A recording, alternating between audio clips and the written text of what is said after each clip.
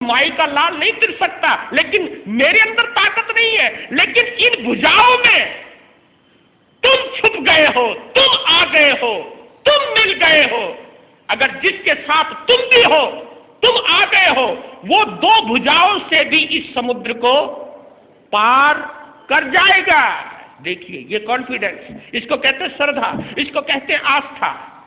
नहीं तो समुद्र को पार करना तो जहाज के द्वारा भी मुश्किल हो जाता है, लेकिन है प्रभु जिसके साथ तू है, वो इन भुजाओं के बलबूते पर भी इस महाभयंकर विकराल संसार सागर को पार करने की हिम्मत रखने वाला मैं।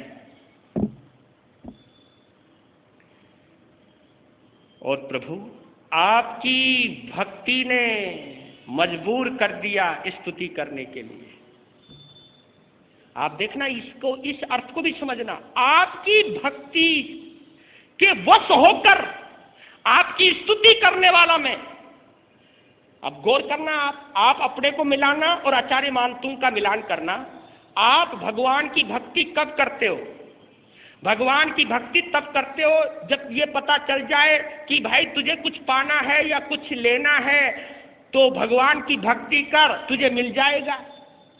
तो वहां बोल रहे हैं कि मैं किसी स्वार्थ में नहीं, बस केवल आपकी भक्ति के वशीभूत होकर आपकी भक्ति ने मुझे इतना दीवाना बना दिया कि मैं स्तुति करने के लिए उतावला हो गया हूं, मजबूर हो गया हूं। बसंत ऋतु में, जय हो, बसंत ऋतु में, यानी भक्ति के बसंत ऋतु में आपके सद्गुणों की ज्ञान मंजरी का पान करके, उपभोग करके, उपयोग करके मेरा मन या मेरे हृदय की जो कोयल है वो कूकने को उतावली हो रही है। मैं क्या करूं? क्योंकि जिसने आपके सद्गुणों की आम्र मंजरी का पान कर लिया, फिर वो कोयल बने बिना नहीं रह सकती। इसका मतलब एक और भी है, जो भगवान की भक्ति करता है वो मीठा बोले बिना नहीं रह सकता। जो कड़वा बोलता है वो भगवान की भक्ति नहीं कर रहा है। क्या बात है, क्या मिसाल है, और क्या हम जैसे अंधेरों में रहने वाले लोगों के लिए मशाल है। कोयल बन जाता है वो। और आपने एक गीत भी सुना होगा, हे सदगुरु, हे परमात्मा, तू ही हमें काग से हंस बनाने वाला है। प्रभु की कृपा से काग भी क्या बन जाता है? हंस बन जाता है। कौवा भी कोयल बन जाता है। अगर कोयल नहीं बने, तो फिर वही बात दोहरा रहा हूं, अगर कोयल नहीं बने तो इसका मतलब अभी हमने उसके गुणों का रसास्वादन किया ही नहीं है। वो चख लोगे ना तो कोयल बने बिना नहीं रहोगे। और कह रहे हैं कि हे परमात्मा, आप परमात्म रूपी सूर्य की पहली किरण जिस तरह अनादि काल के अंधकार को नष्ट कर देती है, ये विश्वास जिसके हृदय में है वो मति वाला मैं आचार्य मानतुंग इति मत्वा, ये सब बातें मानकर मैं आपकी स्तुति करने को उतावला हुआ हूं। गौर करना, आचार्य मानतुंग का विश्वास देखिए। यहां पर फिर दोबारा दोहरा रहा हूं कि यदि प्रभाव मेरा हो, यदि प्रभाव मेरा हो और स्तवन तेरा हो, ये बड़ा मार्मिक शब्द बोल रहा हूं। यदि प्रभाव मेरा हो और स्तवन तेरा हो तो कुछ भी हासिल होने वाला नहीं है। यदि प्रभाव मेरा हो, कई आदमी क्या कहते हैं कि मैं मना लूंगा, यानी ये अहम है। हम किसी को कहते हैं भाई तू 5 समाई करेगा, ना 5 समाई, मैं 10 समाई कर लूं। अब कौन, देखिए आप, एक तो ये कहा आप 28 करोगे, आप 8 दिन के व्रत करोगे या 10 लाक्षणिक करोगे, ये तपस्या करो। उनका जी मैं बिल्कुल करके दिखा दूं मिनटों में। एक तो ये वाली बात है। और दूसरी बात ये है कि गुरुदेव अगर आपकी कृपा हुई तो अवश्य प्रयास करूंगा। इसलिए कहता हूं, किसी भी जगह और कहीं पर भी दावा नहीं करना। क्या नहीं करना? दावा नहीं करना कि मैं ये कर दूंगा या ये कर लूंगा। दावा नहीं करना। कर सको तो दुआ करना। क्या करना? दुआ करना। क्योंकि दावा करने वाले टूट जाते हैं और दुआ करने वाले पार हो जाते हैं। क्योंकि दावा घमंडी करता है और दुआ विनयवान करता है, विनयशील करता है। हमारा विश्वास दावे पर नहीं। कभी कभी कई संत अकड़ में आ जाते हैं। संत ये कहते कोई माई का लाल हमें डिगा ही नहीं सकता। भाई ये क्यों बोल रहे हो तुम? किस लिए बोल रहे हो? कल का तुझे पता है क्या? एक छोटी सी घटना, बड़ी से बड़ी घटना से तू पार हो जाए और एक छोटी सी घटना तुझे ले डूबे। किस बात का दावा कर रहा है? तो दावा नहीं, दुआ करो।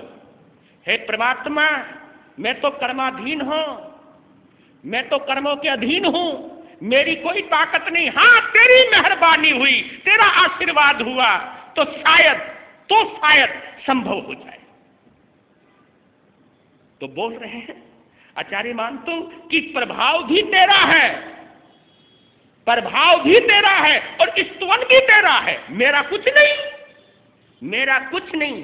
हे प्रभु, तुम मेरे मन मंदिर में आके क्या बैठे? आप ही अपनी स्तुति कर रहे हो, मैं कोई स्तुति नहीं कर रहा। जय हो। याद करना, जहां भाव होता है वहां प्रभाव अवश्य होता है। जहां भाव होता है वहीं प्रभाव होता है। प्रभाव भाव से जुड़ा है। ये जितने भी चमत्कार हुए हैं ना, ये भावों से हुए हैं, ये वैसे नहीं हुए। दूसरी बात और समझाना चाह रहा हूं। सिंहासन, सिंहासन कितना भी खूबसूरत क्यों ना हो, कितना भी हीरो से जड़ित क्यों ना हो, रत्नों से जड़ित क्यों ना हो, सिंहासन की शोभा सिंहासन की खूबसूरती से नहीं होती है। सिंहासन की शोभा सिंहासन के ऊपर कोई महान आत्मा बैठता है तभी होती है, नहीं तो सिंहासन किसी महान आत्मा के बिना अधूरा रहता है। सिंहासन कब पूरा होता है? सिंहासन तब पूरा होता है जब उसके ऊपर शेर जैसा आदमी बैठता है। सिंहासन यानी शेरों का आसन है, वो बहादुरों का आसन है। सिंहासन अपने आप में कितना भी सुंदर हो, लेकिन कोई महान आत्मा उस पर नहीं बैठता है तो उस सिंहासन की शोभा नहीं है। और दूसरी बात और क्लियर कर रहा हूं, जो ये बोल रहे हैं आचार्य मानतु, कमलनी के पत्तों पर जल की बूंद किस तरह शोभा पाती है, इसको और क्लियर करने के लिए आपको उदाहरण दे रहा हूं। हीरा, हीरा अगर सोने में मढ़ा हुआ हो, सोने में जड़ा हुआ हो, हीरा सोने में जड़ा हुआ हो तो भी उसकी इतनी शोभा नहीं है। उसकी शोभा कब है? जब कोई सेठ या कोई राजा उसको अपनी उंगली में धारण करता है तब। अब दूसरी बात और कहने जा रहा हूं, उसको और क्लियर करना, उसको और गौर से सुनना। अगर कोई सम्राट नकली हीरे की अंगूठी को पहनता है तो भी वो नकली अंगूठी भी बोलो बोलो असली नजर आती है। समझ रहे हो ना? अगर सेठ, अगर कोई राजा, अगर कोई सम्राट नकली जेवर भी डालता है ना, नकली चेन भी डालता है तो असली नजर आती है। अगर कोई गरीब अगर असली जेवर भी डाले तो वो नकली नजर आता है, या यूं कहेंगे चोरी कर लिया होगा। अगर असली हो ना तो क्या चोरी का माल होगा भाई, नकली होगा, आर्टिफिशियल ज्वेलरी होगी इसकी तो। यानी बड़ा आदमी नकली पहने तो भी असली नजर आवे, और छोटा आदमी असली पहने तो भी नकली नजर आता है। तो वही बात कह रहे हैं कि मेरा स्तोत्र तो जल की बूंद है, लेकिन इसमें जो मोती बनाने की ताकत है वो किसकी वजह से आई? वो कमल के पत्ते की वजह से आई है। आपका प्रभाव है ये, आपकी स्तुति कर रहा हूं। आपकी स्तुति करने से ही तो इसमें जान आई है। जय हो। दूध में अगर मिश्री मिल जाए, दूध में अगर मिश्री मिल जाए तो दूध का स्वाद दुगना हो जाता है। तो आचार्य मानतुंग कह रहे हैं, हे प्रभु, मेरा स्तोत्र अगर दूध है तो तुम इस दूध में मिश्री की तरह समा गए हो। इस दूध की मिठास मेरी वजह से नहीं है, इस दूध की मिठास तुम्हारी वजह से है, क्योंकि तुम इसमें मिश्री की तरह समा गए हो, मछली की तरह घुल गए हो। इस दूध की कीमत बढ़ा दी है आपने। अगर तुम नहीं होते इसके अंदर तो कोई कीमत नहीं थी, इसकी कोई कीमत नहीं थी। इसको श्रद्धा कहते हैं, इसको आस्था कहते हैं कि प्रभु तुम तो मेरे दूध की मिश्री हो, इस दूध में तुम घुल मिल गए हो, इसलिए मेरे दूध की कीमत हो गई है, मेरी पानी की भी कीमत हो गई है। और ये याद करना, कई लोग कहते हैं शब्दों में क्या ताकत है, लेकिन शब्दों में बहुत बड़ी ताकत है। मानोगे ना? कई कहते हैं शब्दों में क्या ताकत है। एक ने कहा शब्दों में क्या ताकत है, हमने कहा ओए चल यहां से, निकल यहां से। मैं कहा जी क्या बोला आपने? मैं तो पता चल गया कि ताकत है या नहीं, मैंने तो इतना ही तो कहा चल यहां से। तो शब्दों में बड़ी ताकत है, ये मत सोचना। किसी को तुम प्यार से बोलो, आहा दिल को तसल्ली मिल जाती है, और किसी को गंदे लहजे में बोलो, शब्द ही होते हैं वो, शब्द ही होते हैं वो, गंदे भी और अच्छे भी। तो अच्छे शब्द खींचते हैं अपनी तरफ और गंदे शब्द दूर ले जाते हैं। तो बोल रहे हैं कि आपकी भक्ति की वजह से ही मेरे साधारण से शब्दों में भी जान आ गई है, अनेक सज्जनों के चित्त को हरण करेगा ये विश्वास। जो गम किसी को हमने दिए, वो गम तो हमको लेने पड़ेंगे। जो गम किसी को हमने दिए, वो गम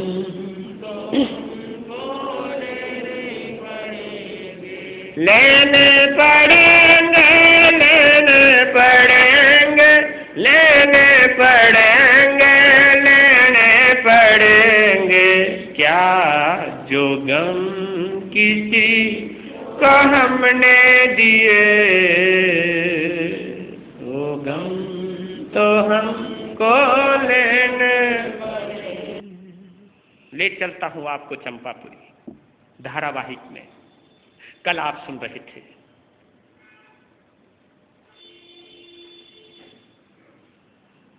कि राजा चंद्रसेन 6 महीने अभी मुंह बोले बेटे के पास बिताकर चंपापुरी वापिस आया है। जैसे ही चंपापुरी में पहुंचा राजा चंद्रसेन, सभी ने राहत की सांस ली। ओ चलो, हमारा राजा सलामत है। सभी आ गए, सभी ने स्वागत किया, रानियां भी आ गई, मंत्री भी आ गए, दरबारी लोग भी आ गए। राजा के चेहरे पे बड़ी प्रसन्नता, चेहरा खिला हुआ, क्योंकि दिल की खुशी छुपाए नहीं छुपती और दिल का गम भी छुपाए चाहे ऊपर से कितनी भी ऊपर से हंसते रहो, कोशिश तो बहुत करते हो, लेकिन दिल का दर्द चेहरे पर आए बिना नहीं रहता। तो दिल की खुशी चेहरे पर तेज, आंखों में चमक और चहचहा रहा है। मंत्री ने पूछा, आए तो तुम अकेले हो, आए तो तुम अकेले हो, लेकिन चेहरे पर चमक, आवाज में चहचहाट।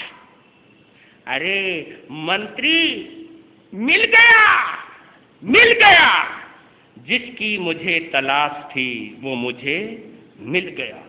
इतना सुनती सभी के कान खड़े, उसमें मंत्री का भी कान खड़े हो गए और रानियों के भी कान, वो सबसे पहले कान खड़े होते थे उनके। तो कहा, तुम्हें मालूम है मैं आनंदपुर से आया हूं और आनंदपुर में मैं 6 महीने रहा हूं। वहां का जो राजा है ना, उसका नाम है गोविंद सिंह। गोविंद सिंह बहुत बेहद सुंदर, विनयवान, गुणवान, प्रभावशाली। और तुझे बताओ मंत्री, वो गोविंद सिंह मुझे अपना बाप मानता है, मुझे पिता मानता है, मेरी पूजा करता है। इतना कहते कहते उसकी याद आ गई और वो रोने लग गया। ये प्यार के आंसू थे, रोने लग गया। कहा, मैंने बहुत देखे, लेकिन उसको देखकर दिल का जख्म भर गया, दिल का दुख भूल गया। ठीक है, मैं तो गोविंद सिंह को ही राजा बनाऊंगा यहां का, बस। मंत्री ने कहा, चलो, आपने इस चंपापुरी की प्रजा की चिंता तो करी और भविष्य का सम्राट तो चुना, धन्यवाद। यही कहा, इतने में भानुमति बोली, जी सुनो, आप तो ये कहा करते थे कि मैं चंपापुरी का राज्य तुम्हारे भाई वीर सिंह के बेटे अरी मर्दन को दूंगा, लेकिन आप तो बदल गए। ओ छोड़ना, मैंने तो अभी तक तेरे भतीजे को देखा ही नहीं। मैंने तो गोविंद सिंह को देखा है। और पास में आकर के बोले भानुमति से कि भानुमति, मैं सच कहता हूं, अगर तूने एक बार गोविंद सिंह को देख लिया ना, तू अपने भतीजे को भी भूल जाएगी। वो है ही इतना प्यारा, वो है ही इतना सुहावना है, वो है ही इतना लुभावना। मैं कहा, हैं जी, चलो छोड़ो। ऐसा है, आप तो 6-6 महीने अपना दिल बहलाए आते हो, कहीं कहीं घूम आते हो। हम तो तुम्हारी इंतजार में पड़े पड़े पतले हो गए, सूख गए। अब हमारा भी तो मन करता है घूमने का। अगर आपकी इजाजत हो तो हम 12 की 12 में अपने पीहर विजयवाड़ा यानी वीर सिंह के पास, भाई वीर सिंह के पास हुआ हूं।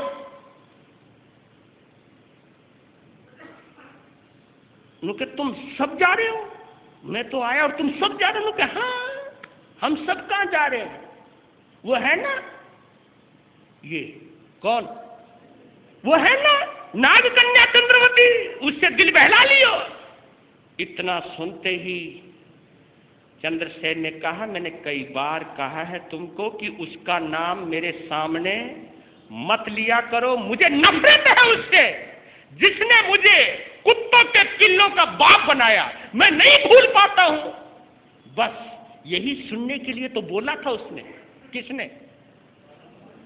भानुमति ने यही तो सुनने के लिए बोला, क्योंकि वो बीच बीच में चेक करती रहती थी कि नफरत बरकरार है या नहीं। नफरत बरकरार है तो हमारा काम चलता रहेगा, अगर थोड़ा सा प्यार हो गया तो फिर काम खराब हो गया। तो चेक किया, कहा अच्छा बाबा तुम जाओ, जल्दी आना, क्योंकि मुझे फिर दोबारा आनंदपुर जाना है, जल्दी आना, जाओ। तो वो 12 की 12 पहुंच गई विजयवाड़ा। 12 की 12 पहुंच गई विजयवाड़ा। स्वागत किया वीर सिंह ने, और स्वागत की परंपरा निभाने के बाद जब दोनों बहन भाई एकांत में बैठे तो काम की बात हुई। काम की बात होते होते भानुमति ने कहा कि भैया चंपापुरी का राज जा रहा है। क्या हुआ? आजकल जो तुम्हारे जीजा जी है ना, वो कोई आनंदपुर का है, गोविंद सिंह, उसके आजकल बड़े गुण गा रहा है वो, और तुम दावा करो उसे छीनो। कहा मेरी बहन दिमाग खराब हो गया है, एक राज्य के लिए मैं अपने बहनों से दुश्मनी ठानूं? अरे जब वो बुढ़ापे में आएगा, दीक्षा लेगा, तो वो राज अपने आप मेरा हो जाएगा, कोई बात नहीं। और रही अगर किसी ने कब्जा कर भी लिया या किसी को दे भी दिया, तो उससे छीनने की ताकत हमारी बाजुओं में है। तू अरे अपने तिहर में आइए, खा पी मौज कर घूम, क्या राजनीति लेकर के आ गई? भाई की ये बात सुन के वो बेचारी चुप हो गई, वो रहने लगी। अब उधर देखिए, आनंदपुर में गोविंद सिंह अपनी बहन को अपने पास बुलाया, कहा बहन मेरे दिल में एक बात आ रही है। हाँ बोल भैया, बोलो, कौन सी बात आ रही है?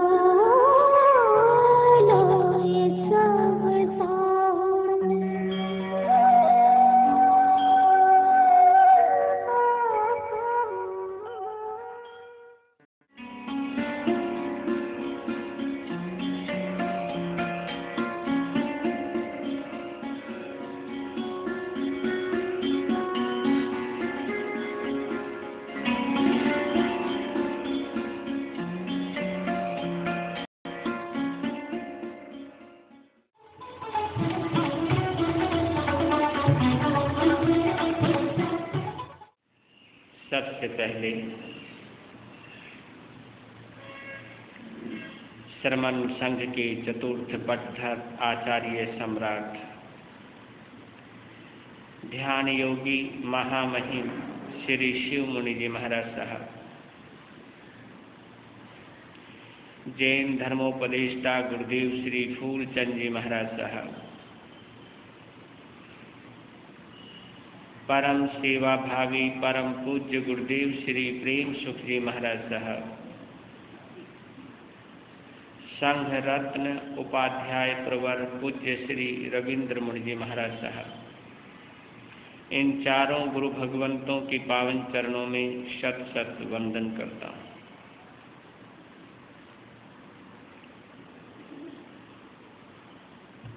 हमारे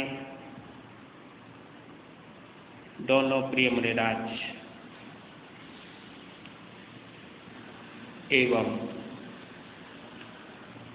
उपस्थित धर्म प्रेमी बंधुओं, माताओं तथा बहनों, आप सभी का श्री उक्त भिक्षु दरबार में हार्दिक स्वागत करता हूँ।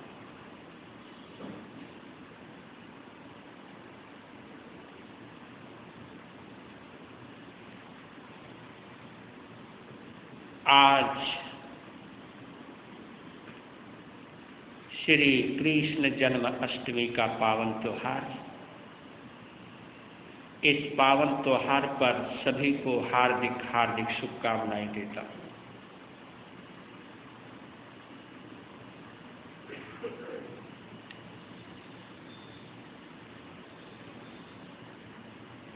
बहुआयामी व्यक्तित्व के धनी,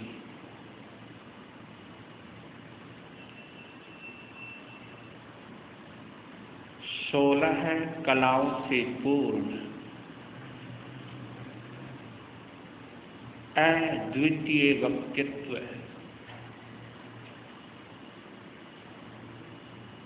कर्म योगी श्री कृष्ण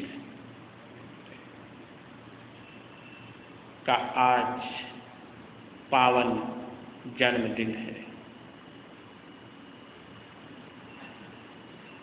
भादवे की यह अष्टमी कृष्ण जन्म अष्टमी के नाम से जानी जाती है। अगर हम केवल जन्माष्टमी कहें तो भी उसी में सब कुछ समा जाता है।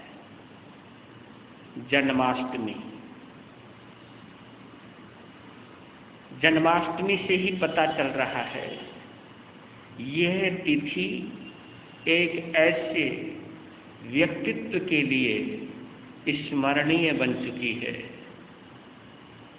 जैसे ही जन्माष्टमी का नाम आता है तो हमारा ध्यान मुरारी, मुरलीधर, बनवारी, वृंदावन बिहारी श्री कृष्ण का नाम स्वतः हमारी स्मृति पटल पर अंकित हो जाता है।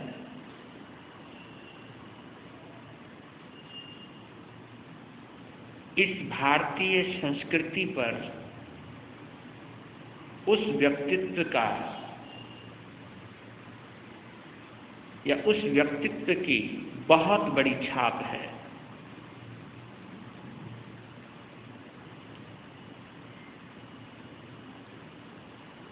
पहले दो पंक्तियां बोल लेते हैं, उनके पर्यायवाची नाम है।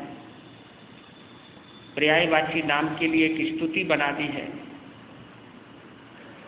आप लोग भी सुनते होंगे। आज उसे बोल करके अपनी जिह्वा को भी पवित्र कर रहा हूं। हे कृष्ण गोविंद हरे मुरारे, हे नाथ नारायण वासुदेवा, हे कृष्ण गोविंद हरे मुरारे, हे नाथ नारायण वासुदेवा, हे नाथ नारायण वासुदेवा, हे नाथ नारायण वासुदेवा। हे कृष्ण गोविंद हरे मुरारी, हे नाथ नारायण वासुदेवा।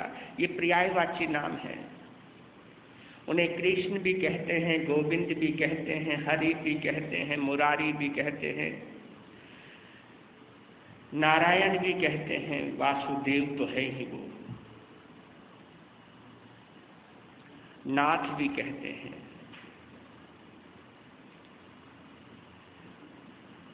एक गीत के माध्यम से याद कर रहा हूं। ये गीत भी है और प्रेरणा भी है।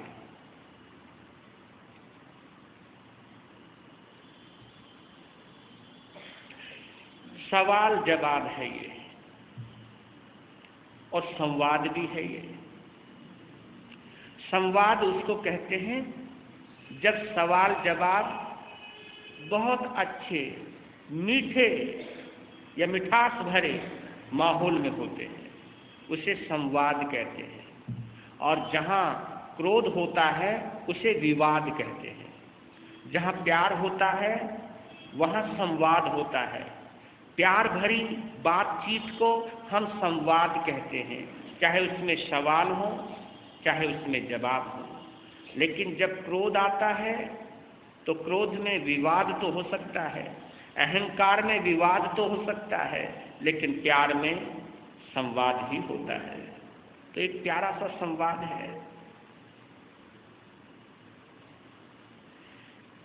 श्री कृष्ण से प्रश्न किया जा रहा है कि मेरी कहना, जब वो बाल रूप है,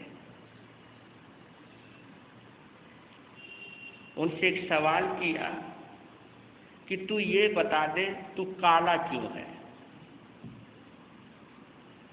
तू ये बता दे तू काला क्यों है, और काला होकर के भी निराला क्यों है। जरा इतना बता दे कहाना, तेरा रंग काला क्यों। जरा इतना बता दे कहाना, तेरा रंग काला क्यों। तू काला होकर भी जग से निराला क्यों। तू काला होकर भी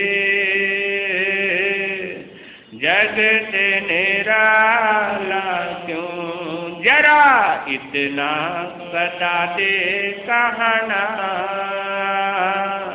तेरा रंग काला क्यों। जरा इतना बता दे कहाना, तेरा रंग तेरा रंग तेरा रंग काला क्यों। क्या जवाब देते हैं?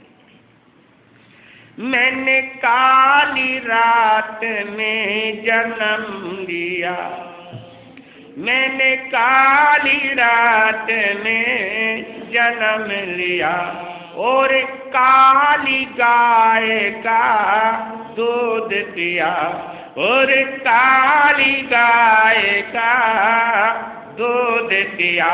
मेरी कंबली का रंग काला,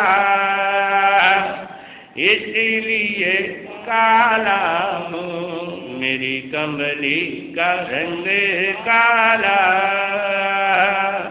इसीलिए काला हूँ। जरा इतना बता दे कहाना,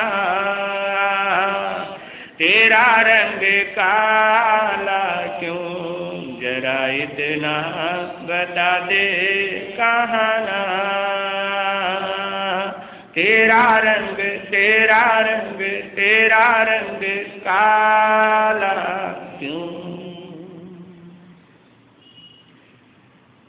सखी नैनों में कजरा लगाती हैं, सखी नैनों में कजरा लगाती हैं, और नैनों में मुझको बैठाती हैं, और नैनों में मुझको बैठाती हैं। क्योंकि कजरे का रंग काला,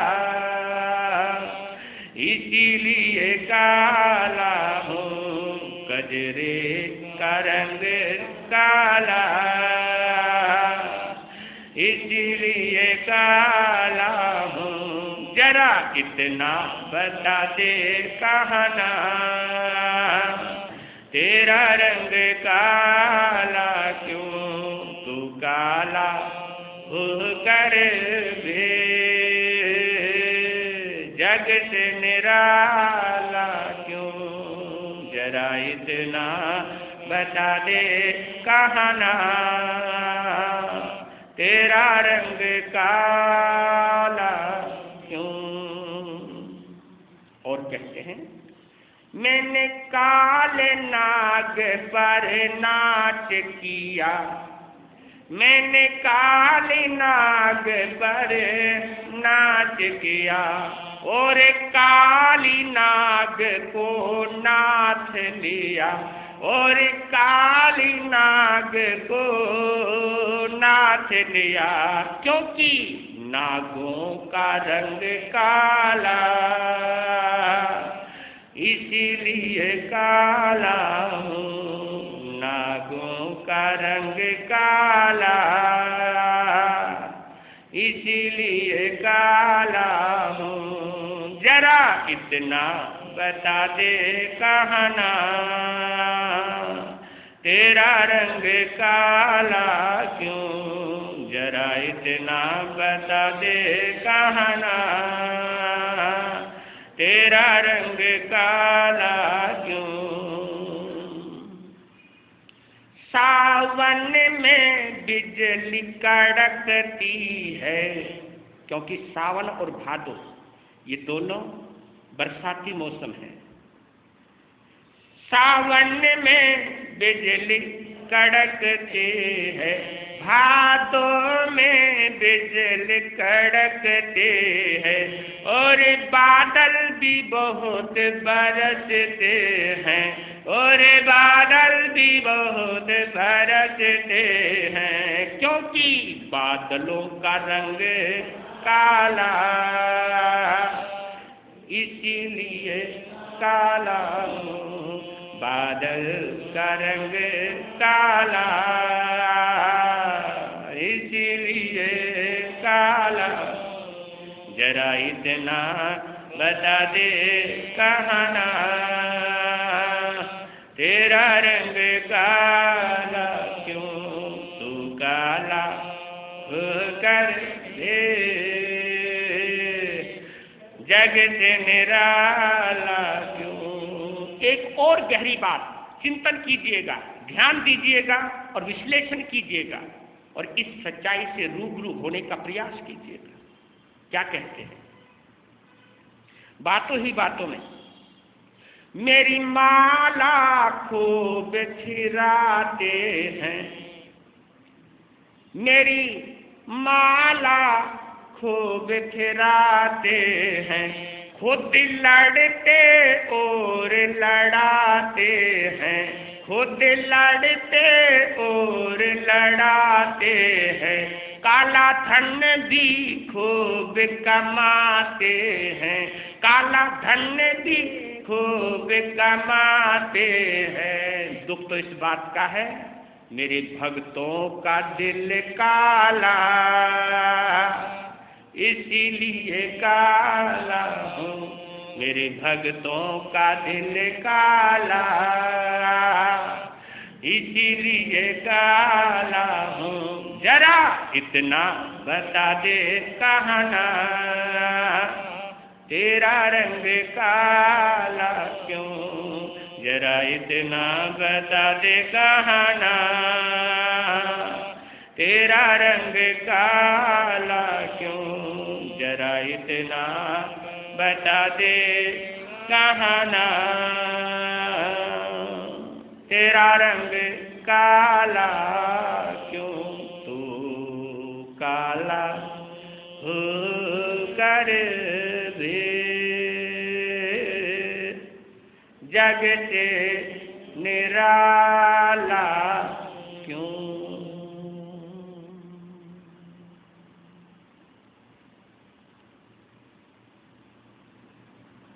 मीठा संवाद और मीठी प्रेरणा, मजाक मजाक में जीवन की सच्चाई से परिचित कराना, और कवि की कल्पना, कवि की कल्पना की गहराई। हर कवि का अपने आराध्य को देखने का अलग अलग नजरिया होता है, अलग अलग रूप होता है।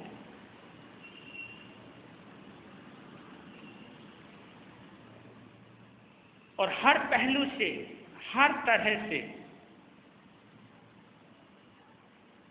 हमारा महापुरुष हमें प्रेरणा देता हुआ मालूम देता है। हम महापुरुष के जीवन के किसी भी पहलू को छुएं, देखें, जानें, वहीं से प्रेरणा मिलेगी, वहीं से कोई ना कोई एक समझ मिलेगी।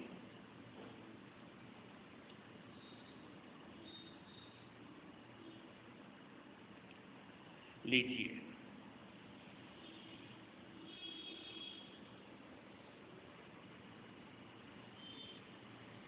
भादो बदी कृष्णा। आज क्या है? भादो बदी कृष्णा, यानी कृष्ण पक्ष की कृष्णा।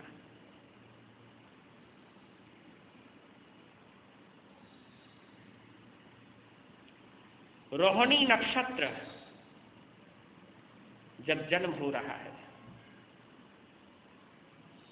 वृश्य लगन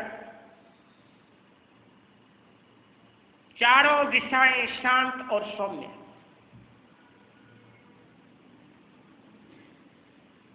आज प्रकृति में कुछ अनोखा घटने जा रहा है। या यूं कहूं,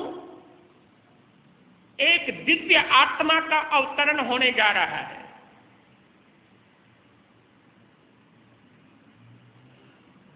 आज प्रकृति का कण-कण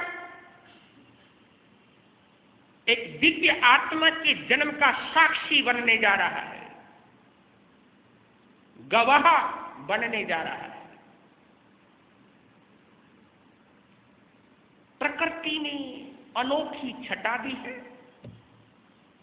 अनोखी शांति भी है,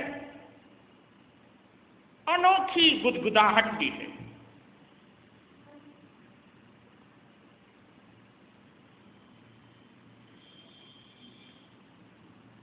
अनोखी घटना के लिए अनोखा नजारा, पर लेकिन किनके लिए? उनके लिए जिनकी नजरों में इस नजराने को लेने की क्षमता है। उन भक्तों के लिए जो पुकार रहे हैं, जो आक्रांत हो चुके हैं, जो त्रस्त हो चुके हैं, जो कंस के अत्याचारों से परेशान हो चुके हैं। वो वक्त था जब धर्मात्माओं को सताया जाता था, पापियों की पीठ थपथपाई जाती थी।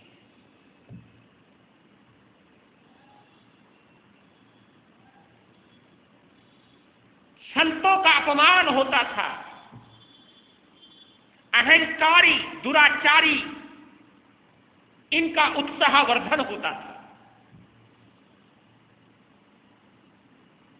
अहम पुष्ट हो रहा था, विनम्रता परेशान हो रही थी।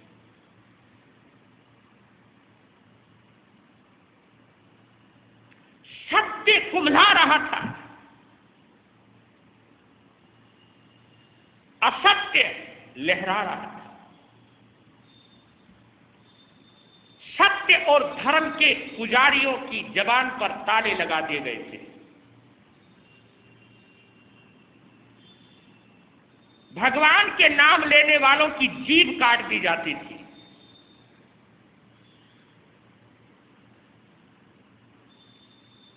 उन्हें कोई काट रहा है, कोई जला रहा है, कोई सता रहा है, कोई लाते मार रहा है, कोई दुत्कार रहा है।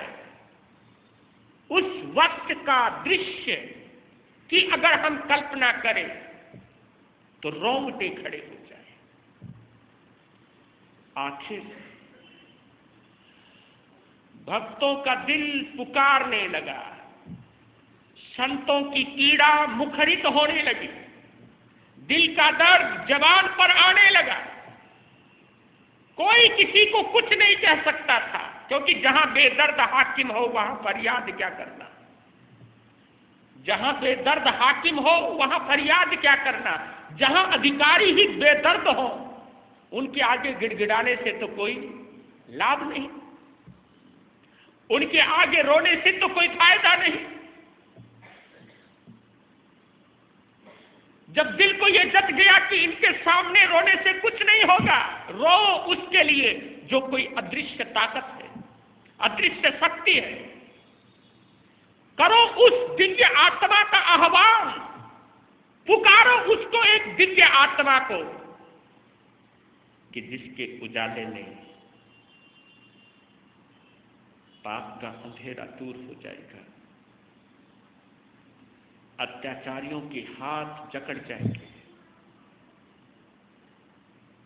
पापियों का नाश हो जाएगा। तो कहते हैं कि है करुणा निधान, बोल रही है आत्मा तड़पती हुई, दिल का गुबार नहीं, हृदय की गुहार निकल रही है, दिल की पुकार निकल रही है कि है करुणा निधान, क्योंकि परमात्मा का एक नाम है ये। भगवान को हम क्या कहते हैं? करुणा निधान, मैत्री का मसीहिया, ये परमात्माओं के नाम है। करुणा निधान यानी करुणा का खजाना जहां लबालब भरा पड़ा है, जहां करुणा, मैत्री और अहिंसा की त्रिवेणी बहती है। अहिंसा, संयम और तप की त्रिवेणी प्रवाहित होती है। हे करुणा निधान, क्या तू सचमुच बहरा हो गया है? क्या हमारी दिल की पुकार तुझ तक नहीं पहुंच पा रही है? तू तो सर्वज्ञ और सर्वदर्शी कहलाता है। क्या यहां का अत्याचार तुम्हें नजर नहीं आ रहा है? कोई तुम्हारा नाम लेता है तो उसकी जबान काट दी जाती है। कोई पवित्र दान यज्ञ हवन करता है तो उसको नष्ट कर दिया जाता है। अहम का पोषण हो रहा है। सब जगह त्राही त्राही मच रही है। घर घर आंगन आंगन में आंसुओं की बरसात हो रही है। खून का दरिया बह रहा है। अरमानों को कुचला जा रहा है। क्या प्रकृति बिल्कुल चेतना शून्य हो गई है? क्या तुम्हारे हृदय में जो दया का स्रोत था, करुणा के भाव से सब नष्ट हो गए हैं? क्या हमारी पुकार और तेरे कानों के बीच में दूरी हो गई है? आदमी अपने दर्द को अपने तरीके से कहता है, अपनी बात को अपने अंदाज में कहता है।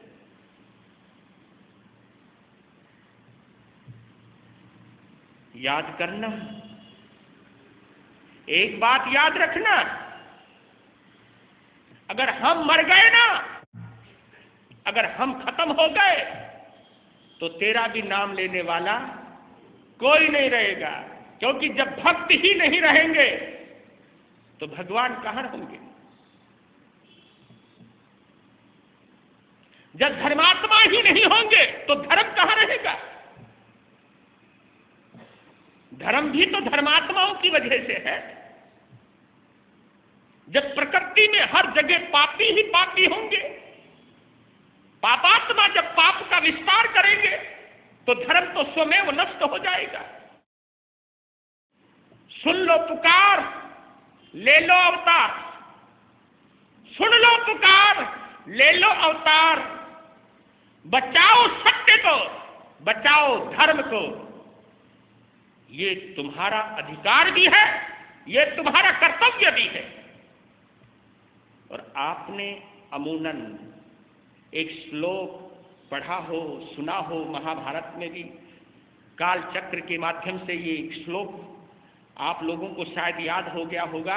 यदा यदा हि धर्मस्य ग्लानिर्भवति भारत अभ्युत्थान धर्मस्य तदात्मानं सृजाम्यहम् परित्राणाय साधूनां विनाशाय च दुष्कृतां धर्म संस्थापनार्थम संभवामि युगे युगे। धर्म